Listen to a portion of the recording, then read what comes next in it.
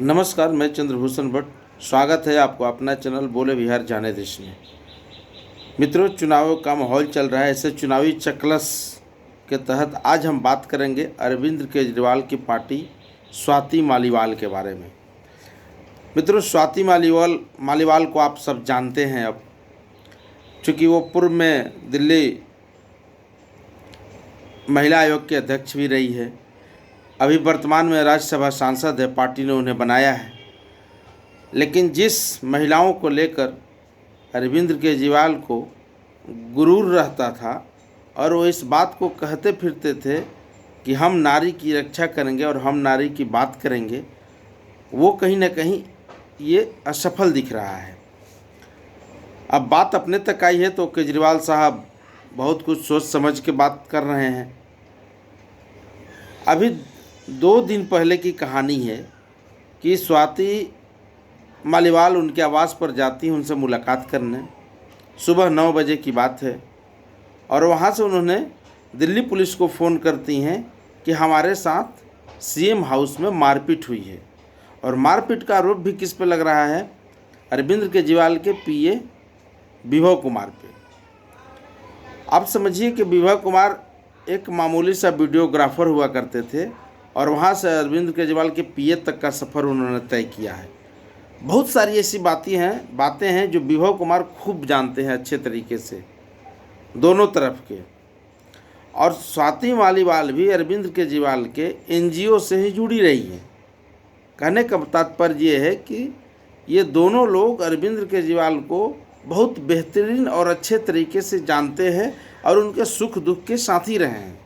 लेकिन ऐसे में जब आरोप लगते हैं तो जवाब तो देना पड़ता है। चूँकि आप पॉलिटिकल क्षेत्र में हैं, सार्वजनिक जीवन में जब आप रहते हैं तो महिलाओं के लिए जब आप कभी बात करते हैं और जब अपने पार्टी के सांसद ने आप पर आरोप लगा दिया तो उस पर भी आपको बात करनी पड़ेगी। आप याद कीजिए कि वही अरविंद केजरीवाल हैं जिन्होंने अन्ना हजारे के आंदोलन से पहले और बाद दोनों समय में देश के बड़े बड़े पॉलिटिकल पार्टी के बड़े नेताओं पर आरोप लगाए थे। और ये वही अरविंद केजरीवाल हैं जिन्होंने सुप्रीम कोर्ट में जाकर जब मानहानि का केस कई नेताओं के द्वारा किया गया तो लिखित रूप से माफ़ी भी मांगी थी। तो कहने का मतलब कि आप पॉलिटिक्स के लिए बोलते कुछ हैं, करते कुछ हैं। आपका ये दोहरा जो चरित्र है ये जनता बखूबी रूप से समझती है। यही हाल स्वाति मालीवाल के केस में हुआ है।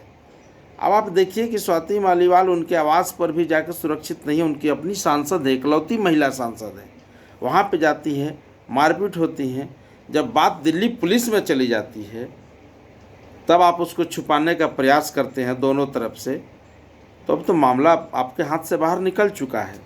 चूँकि रूल ऑफ लॉ है तो उसके तहत कार्रवाई तो होना है, चाहे आप अरविंद केजरीवाल हों या फिर दिल्ली के मुख्यमंत्री हों या कोई आम आदमी हो। लेकिन इतनी तत्परता हर किसी के संबंध में दिखनी चाहिए, केवल केजरीवाल के मामले में ही नहीं दिखनी चाहिए। अब बात प्रधानमंत्री की जब बात पूछी, अभी हाल ही में संजय सिंह जो उनके सांसद हैं, कल ही उन्होंने स्वीकार किया था कि स्वाति मालीवाल के साथ बदसलूकी हुई है, मारपीट हुई है। जब आज उनसे प्रेस कॉन्फ्रेंस में ये बात पूछी गई लखनऊ में तो उन्होंने इस बात को डिनाई कर दिया और मामला मोड़ दिए दूसरे तरफ, प्रज्वल रवन्ना और बीजेपी की तरफ लेकर चले गए। तो कहने का मतलब कि आपका ये जो दोहरा चरित्र है, दोहरा रवैया है पार्टी का, ये कहीं ना कहीं आपको नुकसान करता है और इस बात को समझते हुए भी आप इसको नज़रअंदाज करते हैं। तो हम बात करना चाहते हैं राजनीतिक शुचिता की। राजनीतिक शुचिता की बात इसलिए कर रहे हैं क्योंकि ये अरविंद केजरीवाल पर ये फिट बैठता है, क्योंकि उन्होंने राजनीतिक शुचिता की बात करके राजनीति में उन्होंने कदम रखा था। सबसे पहले तो बोले थे कि मैं राजनीतिक पार्टी नहीं बनाऊंगा, मैं आवास नहीं लूँगा, मैं गाड़ी नहीं लूँगा, मैं बंगला नहीं लूँगा, मैं सिक्योरिटी नहीं लूँगा, मैं लाल बत्ती नहीं लूँगा। सब कुछ लिए, इसके बावजूद इससे कोई दिक्कत नहीं है। जब आप सीएम हो जाते हैं, जब राज्य का मुख्यमंत्री हो जाते हैं तो लेना आपका अधिकार है। लेकिन आप लेने के बाद भी इस तरह से झूठ बोलेंगे तो दिल्ली की जनता इन सभी बातों को समझती है। और बीजेपी के पास एक मौका मिल गया है, चूँकि दिल्ली में लोकसभा का चुनाव है, वहाँ पे 7 सीट है और 7 सीट बचाना दिल्ली में बीजेपी के लिए चुनौती भी है। ऐसे में आप कांग्रेस पार्टी के खिलाफ जितनी बातें किए थे, आप समाजवादी पार्टी के खिलाफ जितनी बातें किए थे, आप लालू यादव के खिलाफ जितनी बातें किए थे, इन सबको भ्रष्टाचारियों का जड़ आपने बताया था और उन सभी के साथ आप हाथ मिला करके आज प्रेस कॉन्फ्रेंस में साथ में बैठ रहे हैं, गलबहियाँ कर रहे हैं। तो राजनीति का दोहरा चरित्र और आप शुचिता की जो बात करते हैं, दोनों में कहीं ना कहीं आकाश ज़मीन का अंतर दिखता है। इसलिए ये सवाल आप पे जायज़ होता है। आप जब सार्वजनिक जीवन में रहते तो इन सभी चीज़ों से बचना चाहिए और आपको खुल के आम जनता को बताना चाहिए कि समस्या क्या है, मामला क्या है, किन मुद्दों पे बात हुई है, उसको आप आपस में मिल के सॉर्ट आउट कर लेते। ये बात वहाँ तक नहीं आती, लेकिन अब आप चुप हैं और आपके बदले संजय सिंह जी जवाब दे रहे हैं, तो इस पर कहीं ना कहीं प्रश्न उठ रहे हैं और ये प्रश्न भी जायज़ है। आप इसको कब तक नज़रअंदाज करेंगे? राजनीतिक शुचिता को सवाल को कब तक टालेंगे? उस दिल्ली में, जिस दिल्ली में महिलाओं के साथ जघन्य अपराध होते हैं, जिसको रोकने के लिए आपने कुछ काम भी किया है। महिलाओं के लिए सरकारी बसों में सुरक्षा कर्मी भी दिए हैं, सीसीटीवी भी दिए हैं, सब कुछ किए हैं। इसके बावजूद भी आपको अपने पार्टी के महिला पर जब अपने पार्टी की महिला जब आरोप लगाती है तो उस पर आप चुप्पी साध बैठते हैं। तो कहीं ना कहीं ये आपका दोहरा जो चरित्र है, राजनीतिक शुचिता को आप जब बात करते हैं उसको ख़त्म करने पर आप खुद ही तुले हुए हैं, तो सवाल उस पर आपको होगी और सवाल पूछे जाएंगे, जवाब देना आपका फर्ज है। अगर नहीं देते हैं तो दिल्ली की जनता और देश की जनता आपको अपने रूप में आकलन करेगी और उसी तरह से आपका परिणाम भी आपको मिलेगा। धन्यवाद।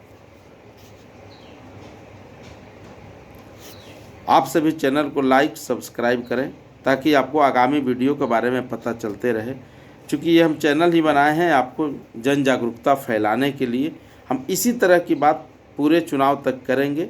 चुनावी चकलस में चुनाव की ही बात करेंगे। जब चुनाव ख़त्म होंगे तो फिर आपको हम नई योजनाओं की बात करेंगे और आपको बताएंगे कि इससे आपको बेनिफिट क्या होता है।